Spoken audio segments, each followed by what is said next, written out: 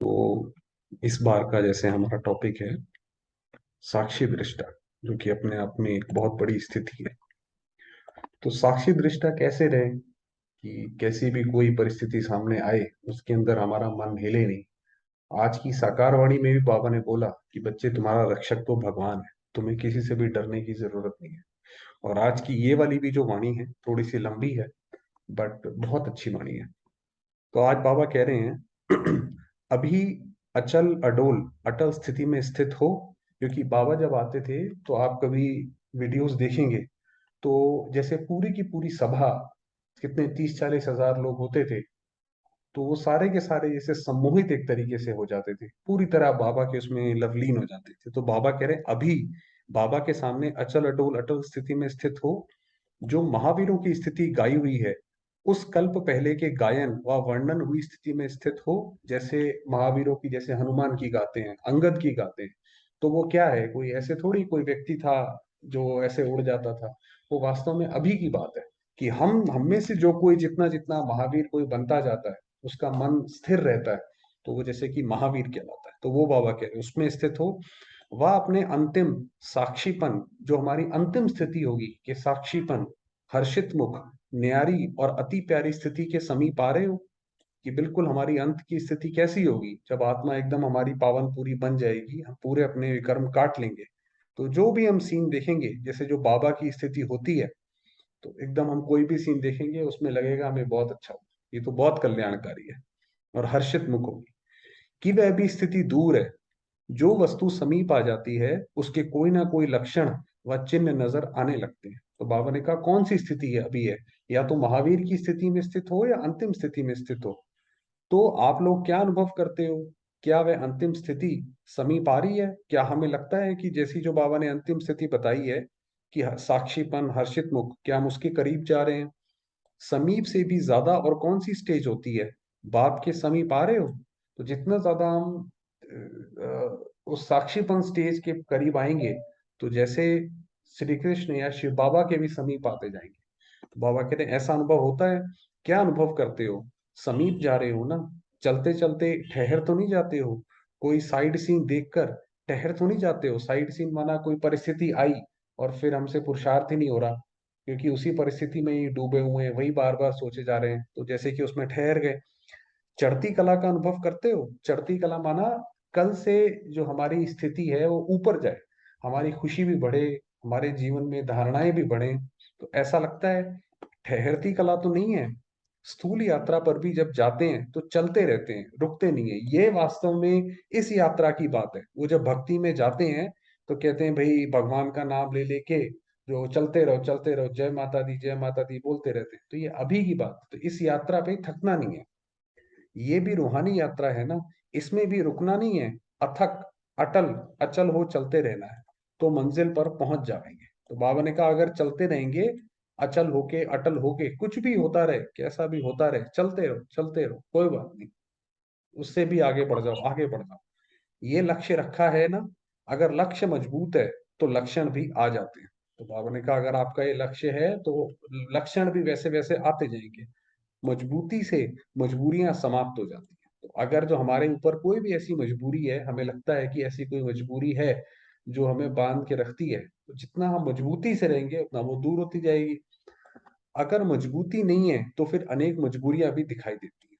अगर अपने हमारे मन की ही कमजोरी है तो हमें लगेगा भाई हम क्या करें, देखो ये भी मना करते हैं, परिस्थिति भी ऐसी है, ये भी नहीं कर सकते हैं, वो भी नहीं कर सकते हैं। तो मजबूती नहीं होगी तो फिर कहीं ना कहीं मजबूरी आ जाएगी।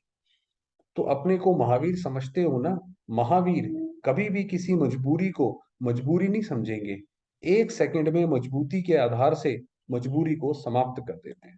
तो ये जो महावीरों का गायन है, जैसे हनुमान, अंगद या कोई भी है, तो बाबा ने कहा उनकी जो मन इतना दृढ़ निश्चय से होगा तो वो उस मजबूरी को खत्म कर देंगे। तो हम ये चेक करें कि कोई भी हमारे सामने आता है, परिस्थिति आती है, तो हम उसके सामने मजबूत रहते हैं या मजबूर हो जाते हैं। ऐसे ही अंगद समान अपने बुद्धि रूपी पांव को एक बाब की याद में स्थित करना है जो कोई भी हिला ना सके। जैसे अंगद का था कि रावण की सभा में गया और उसने पांव रख दिया और वो पांव कोई हिला नहीं पाया। ऐसे ही जब हमने अपना बुद्धि रूपी पांव ये स्थिर कर दिया कि ये ड्रामा कल्याणकारी है, कि शिव बाबा सदैव मेरे साथ है। तो ये हमने बुद्धि रूपी पांव उसके ऊपर रख दिया, अब कोई वो हिला ना पाए, कोई भी परिस्थिति आए, कुछ भी आए। कल पहले भी ऐसे ही बने थे ना, याद आता है? जब कल पहले ऐसे बने थे, तो वही पार्ट रिपीट करने में क्या मुश्किल है? क्योंकि हम ही बने थे, और तो कोई बच्चे बाबा के हैं नहीं, बस हम ही तो बच्चे हैं। तो हम ही बने थे कल पहले भी, तो बाबा ने कहा ऐसे याद आता है आपको? अनेक बार किए हुए पार्ट को रिपीट करना मुश्किल होता है। जितना ज्यादा आत्मा में जैसे पावनता आती जाएगी, उसका मन साफ होता जाएगा, तो कल पहले उसने जो जो किया है वो उसके अंदर वो पार्ट जो है दोबारा दोबारा दिखाई पड़ता रहेगा। तो आप बहुत बहुत पद्मा पदम भाग्यशाली हो। इतने सारे विश्व के अंदर बाप को जानने और अपना जन्म से अधिकार प्राप्त करने वाले कितने थोड़े हैं। कि भगवान आ गया, दुनिया तो अभी भी ये सोचती है कि वो कच्छ मच्छ अवतार और कौन सा कलंकी अवतार में भगवान आएगा जब कलयुग का विनाश होगा, और यहाँ तो भगवान ने अपना सारा कार्य कर दिया, और अब जैसे वो बिल्कुल वापस जाने की तैयारी में बैठा है। तो बाबा ने कहा बहुत बहुत भाग्यवान हूँ जिसने भगवान को पहचाना। अनगिनत नहीं है, गिनती वाले हैं। उन थोड़े जानने वालों में आप हो ना। आप देखिए, त्रेता की जो आखिरी जो जनसंख्या है, वो है 33 करोड़, और अभी है दुनिया की जनसंख्या 800 करोड़। तो 1% भी जो वो आत्माएं नहीं है जो कि पूरा भगवान को जानती है, तो हम उनमें से एक हैं। तो बाबा कहता है इसलिए आप बहुत बहुत भाग्यवान हो।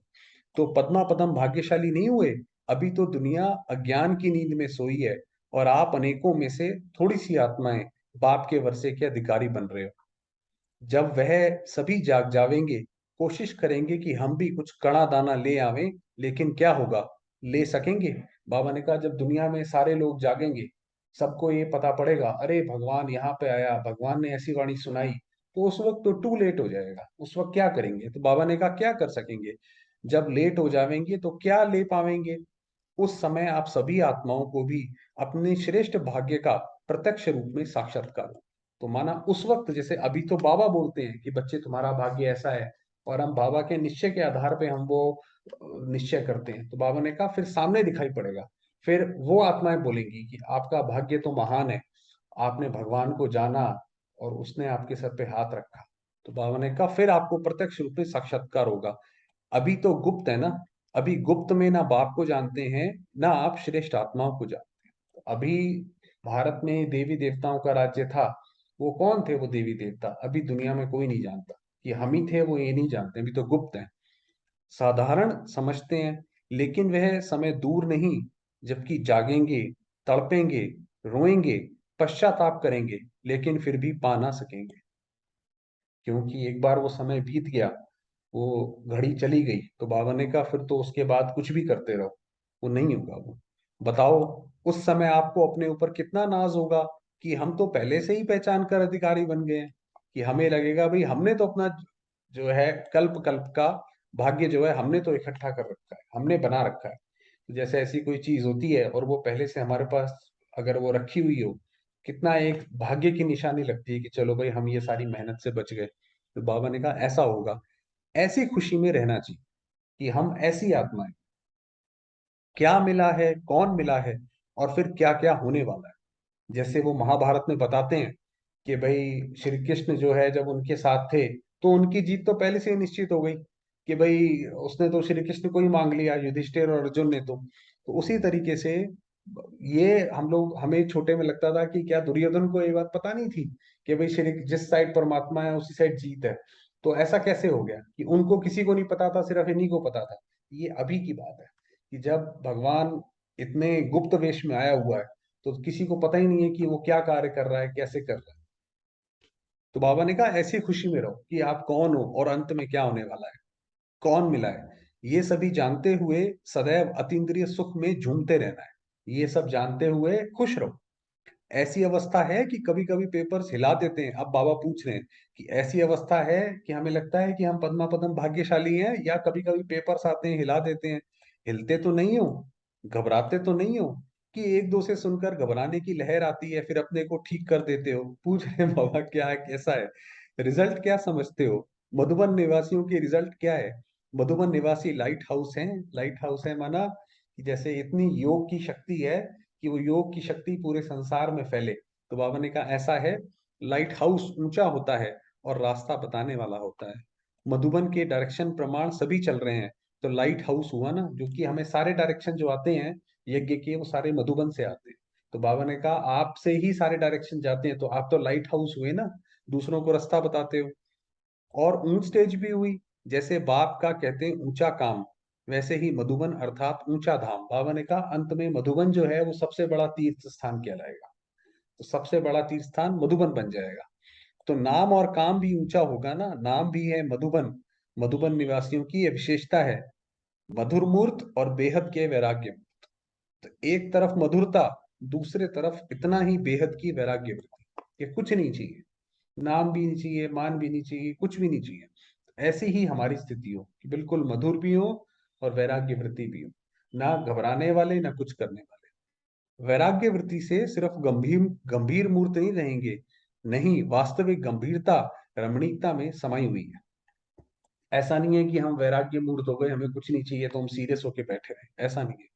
वह तो अज्ञानी लोगों का गंभीर रूप होगा, तो बिल्कुल ही गंभीर, रमणीकता का नाम निशान नहीं होगा। लेकिन यथार्थ गंभीरता का गुण रमणीकता के गुण संपन्न है। माना हमारी रमणीकता भी ऐसी हो, अलौकिक, जैसे देवताओं की होती है। ऐसा नहीं है कि हंसी मजाक कर रहे हैं तो ऐसा ही कर रहे हैं कि बिल्कुल दुनिया में ही खो गए, पता ही नहीं पड़ रहा हमारे हंसी मजाक से किसको दुख हो रहा है किसको नहीं हो रहा है। जैसे लोगों को भी समझाते हो हम आत्मा शांत स्वरूप हैं, लेकिन सिर्फ शांत स्वरूप नहीं है, लेकिन उस शांत स्वरूप में आनंद, प्रेम, ज्ञान सभी समाया हुआ है। हमारी जो शांति है वो एक मीठी शांति है। हम जो शांति में जो बैठते हैं उसमें हमें बाबा का स्नेह अनुभव होता है, उसमें ज्ञान से हम करते हैं अपने आप को शांत, तो उसमें हमारी मीठी शांति है। ऐसे तो शांति आपकी शमशान घाट में भी होती है। तो ऐसे बेहद के वैराग्य मूर्त वाले और साथ साथ मधुरता भी, यही विशेषता मधुबन निवासियों की है। तो जो बेहद के वैराग्य वृत्ति में रहने वाले हैं वह कब घबराते हैं क्या? डगमग हो सकते हैं, हिल सकते हैं, कितना भी जोर से हिलावे, लेकिन बेहद के वैराग्य वृत्ति वाले नष्टो मोहा स्मृति स्वरूप होते हैं। जो ये गीता का आखिरी जो पाठ है, नष्टो मोहा स्मृति स्वरूप, कि जब पूरी गीता अर्जुन ने सुनी, उसके बाद अर्जुन ने बोला कि भाई अब मेरा मोह नष्ट हुआ और मेरी एक स्मृति सिर्फ आप में टिक गई। तो ये हमारी अंतिम जो है स्थिति है, कि हमारा मोह जो है हर जगह से नष्ट हो जाएगा, इस शरीर से भी, संबंधों से भी, पदार्थों से भी, और सिर्फ हम एक शिव बाबा को ही देखेंगे, क्योंकि वही सबसे सुंदर है, कल्याणकारी है। तो नष्टो मोहा स्मृति स्वरूप हो, कि थोड़ा थोड़ा देखकर कुछ अंश मात्र भी स्नेह कहो व मोह कहो, लेकिन स्नेह का स्वरूप क्या होता है इसको तो जानते हो ना। जिसके प्रति स्नेह होता है तो उसके प्रति सहयोगी बन जाना होता है। बाकी कोई रीति रस्म से स्नेह का रूप प्रकट करना, इसको स्नेह कहेंगे व मोह कहेंगे। तो इसमें मधुबन निवासी पास हुए, माना किसी के भी प्रति अपना स्नेह दिखाना, कई बारी तो वो दिखाना पड़ता है उसके सहयोगी भी बनो, मगर मोह ना हो, ये कह रहे बाबा। मधुबन का वायुमंडल, मधुबन निवासियों की वृत्ति वाइब्रेशन लाइट हाउस होने के कारण चारों ओर एक सेकंड में फैल जाती है। अब ये मधुबन की बाबा महिमा कर रहे हैं। तो ऐसे समझकर पाठ बजाते हो, निमित्त समझकर, वह ऐसे समय छोटे बच्चे हो जाते हो कि जब हम कोई पाठ बजाएं तो निमित्त समझकर कि मैं तो सिर्फ एक जैसे भगवान का इंस्ट्रूमेंट करना सारा शिव बाबा ने। तो क्या रिजल्ट हुई? ये तो अभी कुछ नहीं हुआ, ये 1972 की वाणी है, कुछ हुआ होगा उस वक्त। अब तो बहुत कुछ होना है। आप सोचेंगे अचानक हो गया इसलिए थोड़ा सा हुआ, कुछ हुआ होगा 1972 में, कहीं कोई भूचाल, भूकंप या कुछ ऐसा आया होगा। तो बाबा कह रहे हैं ये तो बहुत कुछ होना है, लेकिन पेपर तो अचानक आवेंगे, पेपर कोई बताकर नहीं आवेंगे। कि पेपर जो भी होगा, बाबा ने कहा जो अंतिम महाभारत लड़ाई है, जो वर्ल्ड वॉर 3 भी जो होगी, वो भी अचानक लगेगी। जब सारे देश शांत हो जाएंगे तब कोई देश उठा के दूसरे पे हमला कर देगा। तो पहले बता तो दिया कि ऐसे ऐसे पेपर होने वाले हैं, लेकिन उस समय अचानक होता है। तो अचानक पेपर में अगर जरा संकल्प में भी हिलना हुआ तो अंगद मिसल हुए। ये चेक करें कि कोई अगर हमारे सामने अचानक का पेपर आए तो क्या हम उसके अंदर अडिग रहते हैं? तो अब वह लास्ट स्टेज नहीं आई है क्या? पूछ रहे थे ना, समीप से भी ज्यादा नजदीक कौन सी स्टेज होती है? ये ऊपर बाबा ने बोला था कि समीप से भी ज्यादा कौन सी स्टेज होती है? वह होती है सम्मुख दिखाई देना। समीप आते आते वही वस्तु सम्मुख हो जाती है। ये बिल्कुल दिखाई पड़ने लगी, भाई ये हो गया समीप आते आते आते। ऐसे ही जो हमारी पुरानी स्टेज है, जो अंतिम स्टेज है जो हमारी, वो भी करते करते करते बस सामने दिखाई पड़ने लगा कि बस ये मैं स्टेज में अब मेरी ये होने वाली है। तो समीप का अनुभव करते हो, वह बिल्कुल वह स्टेज सम्मुख दिखाई देती है। आज ये हैं, कल ये बन जाएंगे। ऐसे सम्मुख अनुभव करते हो कि हमें ऐसा अनुभव होता है अपने अंदर। जैसे साकार में अनुभव देखा, तो भविष्य स्वरूप और अंतिम संपूर्ण स्वरूप सदा सम्मुख स्पष्ट रूप में रहता था ना, कि ब्रह्मा बाबा को ये बहुत रहता था कि वो जो साकार, ये बाबा बोल रहे हैं ना साकार में देखा, तो वो ब्रह्मा बाबा की बात कर रहे हैं। तो ब्रह्मा बाबा को ऐसे बहुत रहता था कि जैसे अब बस मैंने ये शरीर छोड़ के श्री कृष्ण का चोला लेना है। तो बाबा कहते थे जैसे कपड़ा टंगा होता है हैंगर पर, तो बाबा कहते थे ऐसे श्री कृष्ण का चोला जो है बस ये रखा हुआ है, बस मैंने जाकर ये छोड़ना है, वो जाके लेना है। तो बाबा ने कहा कितना स्पष्ट रहता था। तो फॉलो फादर करना है। जैसे बाप के सामने संपूर्ण स्टेज व भविष्य स्टेज सदा सामने रहती है, वैसे ही अनुभव हो रहा है कि सोचते हो पता नहीं भविष्य क्या होना है। तो बाबा ने कहा जैसे ब्रह्मा बाबा को था ऐसे हमें भी रहे, कि बस मैंने ये अपनी आखिरी स्टेज धारण करनी है और फिर मैं सत्युग में आऊंगी आत्मा।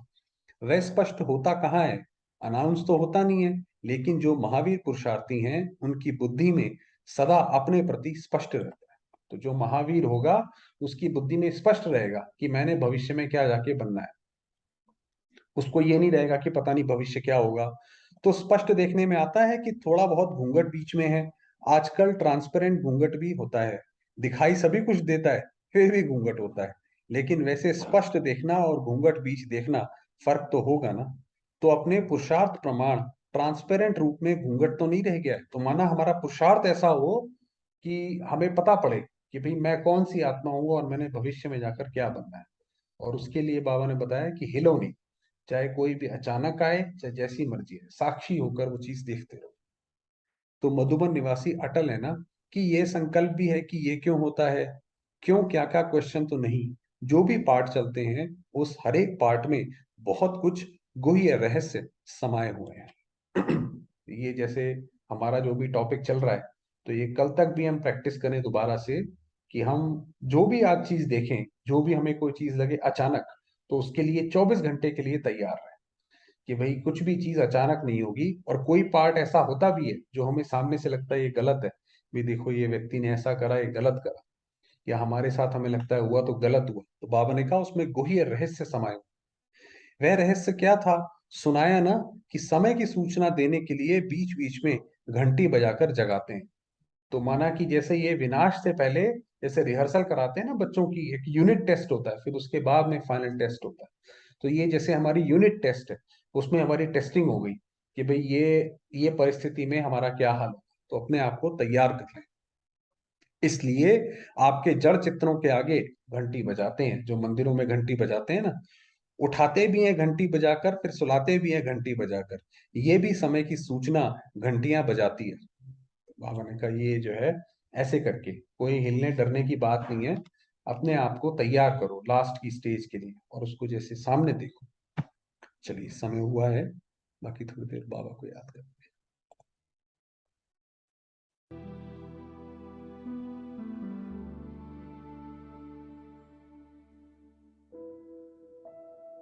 स्थित करेंगे अपने आप को शक्तिशाली स्थिति में।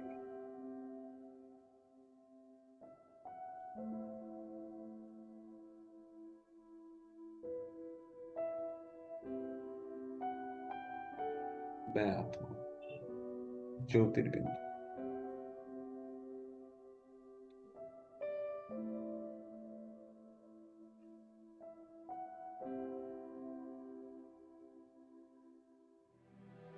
निराकार शिव बाबा की संतान हूं।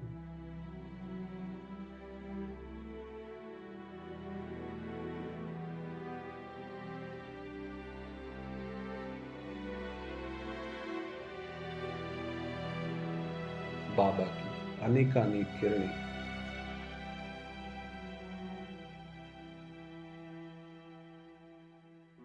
उनके आशीर्वाद, उनकी दुआएं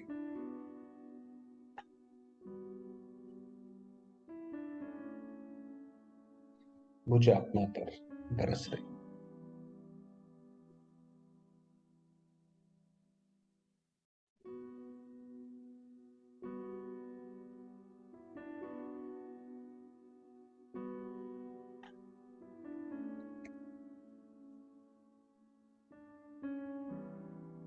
मैं आत्मा परमात्मा संरक्षण में हूँ।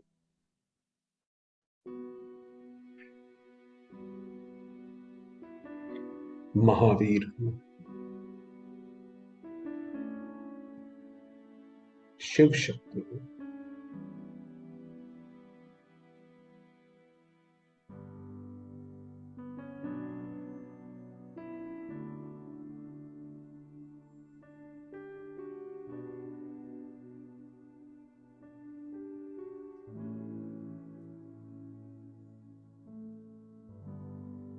बाबा की शक्तियों को स्वयं में समाती जाती।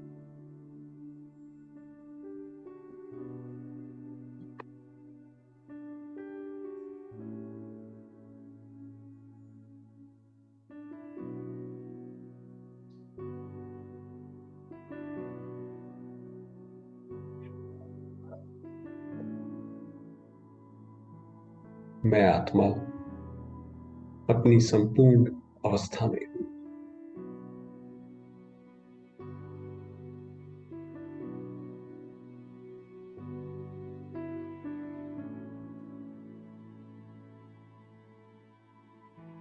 सर्व बंधनों से मुक्त।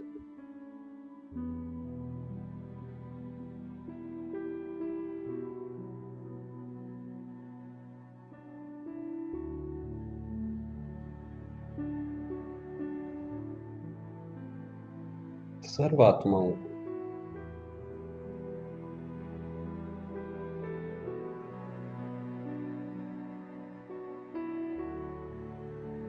प्रकृति को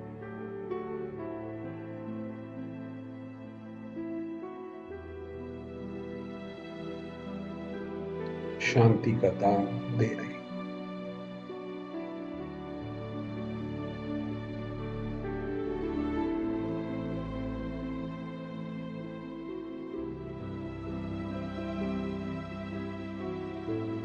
सर्वात्माएं शांत।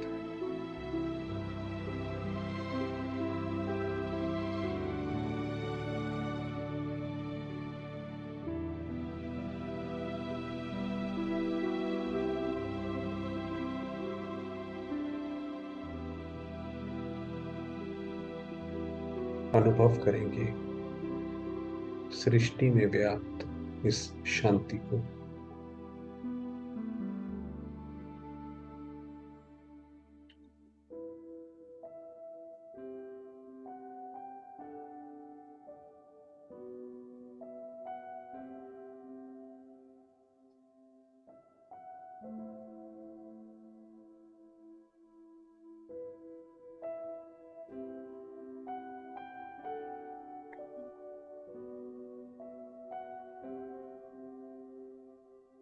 सर्वात्माएं अपने बंधनों से, दुखों से मुक्त।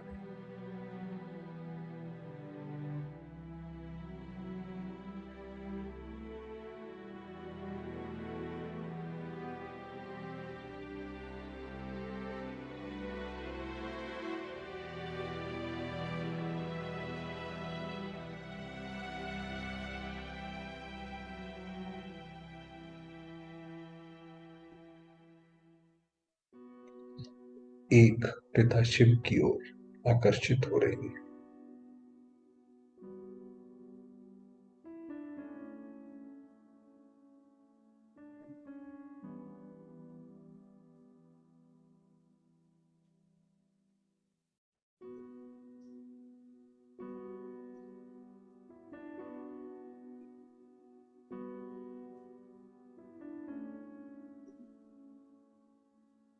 ओम शांति।